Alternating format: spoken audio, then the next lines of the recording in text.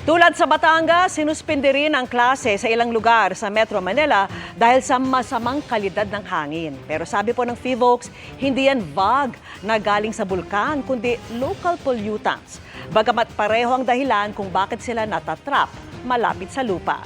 Alamin sa pagtutok ni Oscar Oida.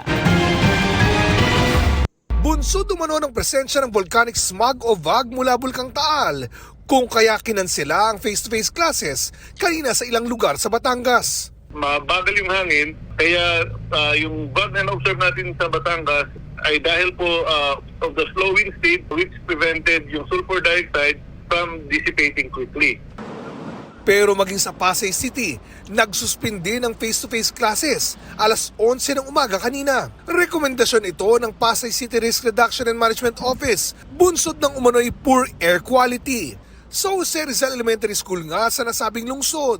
Para pong kumakain ako ng pulburon na parang na-choke po ako na parang may nalunok na ako na parang pulburon po na parang medyo nahirapan po din akong huminga. Tapos ang kati-kati po sa balat. Namay ko lang. Naamoy mo? Para invisible. Sinuspindi rin ang mga klase sa Paranaque. Makulimlim at saka yung medyo maano sa mata, medyo mahapdi, parang pagi lang. Yung usok po sobrang kapal.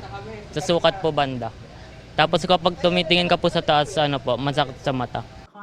Sinuspindi na rin ng Education Secretary ang face-to-face classes sa Calabarzon at Metro Manila. Alternative learning modalities tulad ng modular at online learning muna ang gagamitin. Pero ayon sa PHIVOLCS, hindi umano VAG o volcanic smog ang nakakaapekto sa Metro Manila, kundi epekto ng local pollutants na pinalala ng mabagal ding hangin. Pareho ito sa nagpalala sa VAG sa Batangas. Mabagal po yung hangin natin, hindi po makaangat, hindi lang sa Batangas but also in Metro Manila. Mabagal yung hangin that prevented the local pollutants from dispersing vertically and causing them to stay at lower levels. Para sa GMA Integrated News, Oscar Oida, nakatutok, 24 oras.